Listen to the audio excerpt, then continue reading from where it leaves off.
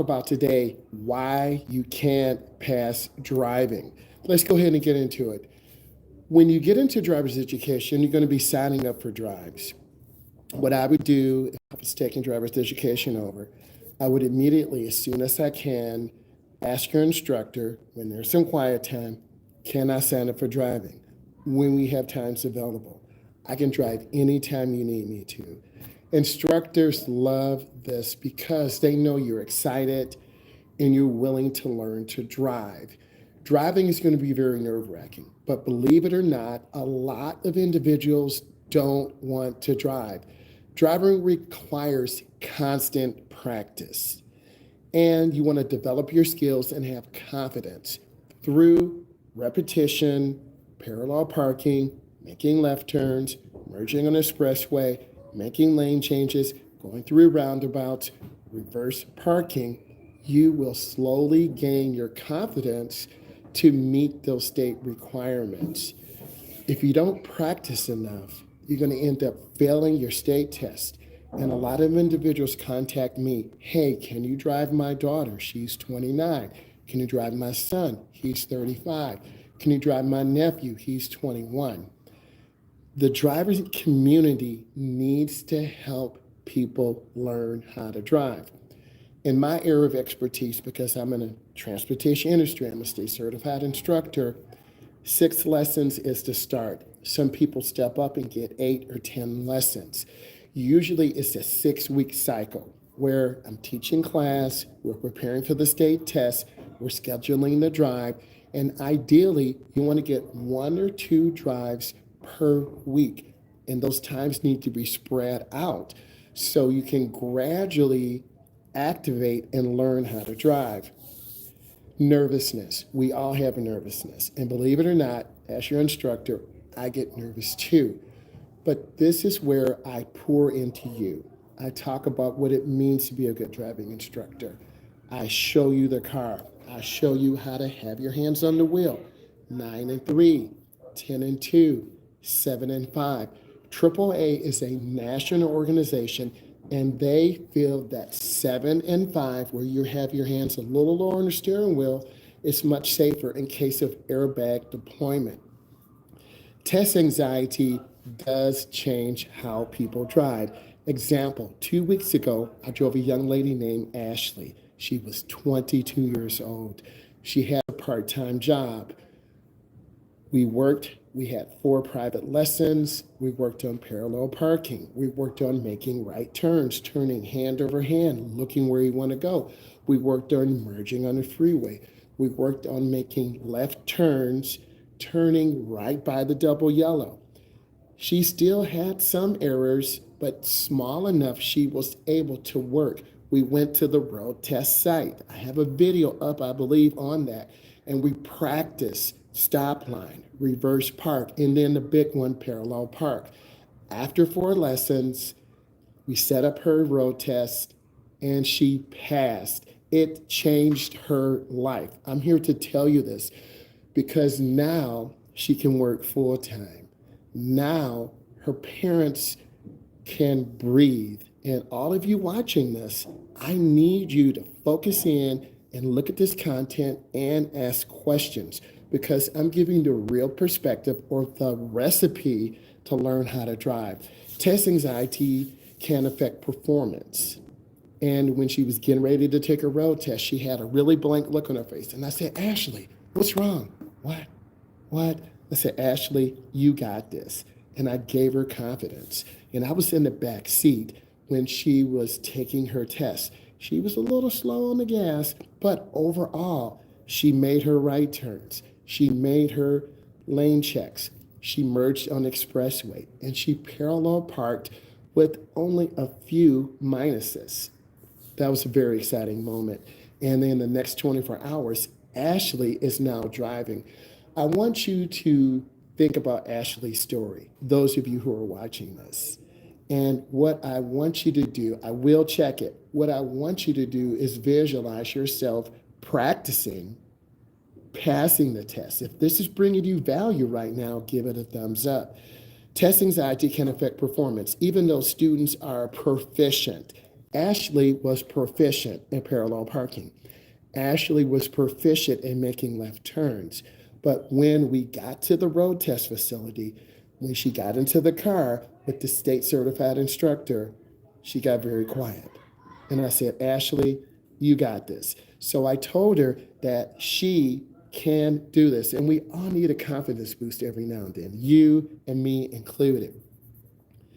So, road signs, driving regulations, all these elements are a part of driving. It's not just sitting in the class or driving in the car. You need to know what regulatory signs are.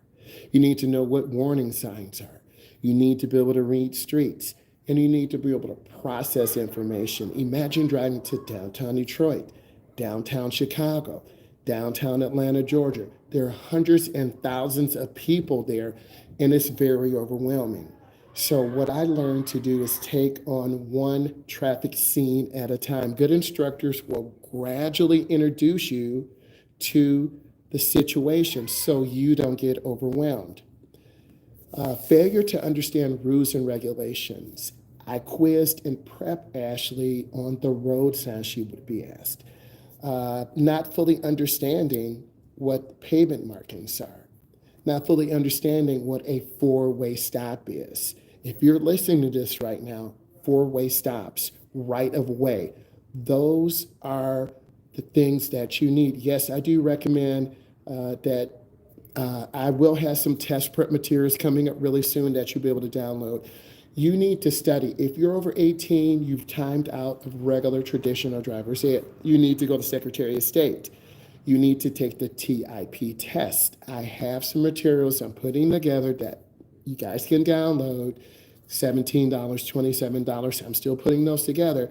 And then I got you. Then you can do the test prep. Because once you prep for the test, you're going to go in there and you're going to be sitting behind a roped off area. It's very stressful.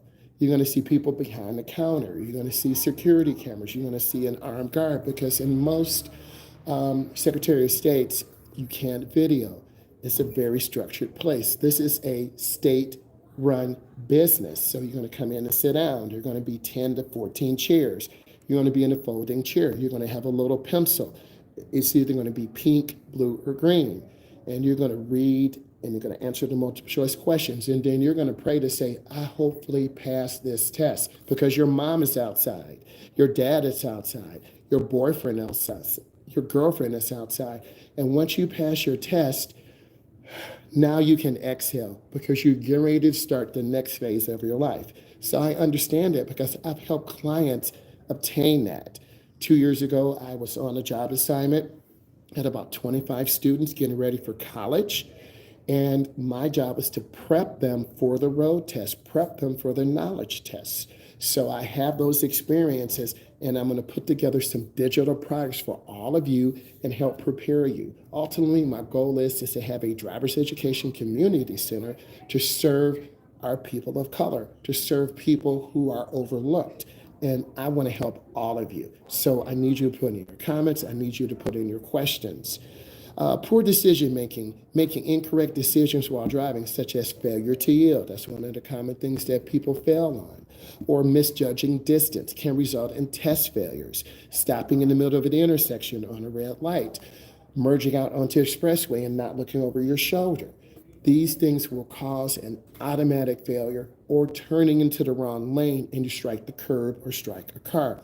Lack of focus. Come to your road test mentally prepared. They're going to look over the car. They're going to check the insurance, clean the car up. Come a half an hour early. Instructor incompatibility. That does happen sometimes. Sometimes people just butt heads. They don't get along. I try to take the middle approach. I try to show love and care and speak truthfulness to all people. Those of you who know me, yeah, he's going to speak the truth. Yes, I'm going to tell you the honest truth. So those things are really important. Conveying something that students might be overconfident on. If I think you're overconfident, I would tell you, I need you to slow down a second and relax.